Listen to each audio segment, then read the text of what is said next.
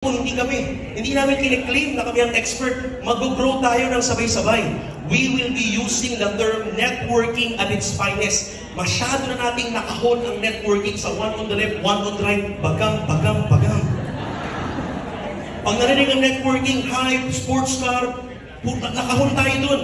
But the true meaning of networking, babalik natin sa Ascentra International. Sa EI, ang tunay na ibig sabihin ng networking, connection, collaboration. Hindi kailangan tayong expert ng lahat. Kaya dito sa Ascentra International, sa Mastery Program, we will be investing on infrastructure and resources coming from the expertise and experience of different people coming from different industries. We have people that are experts on e-commerce. Hindi kami, but experts on e-commerce. Experts in social media influence. Expert in content marketing, experts in financial protection, experts in financial planning.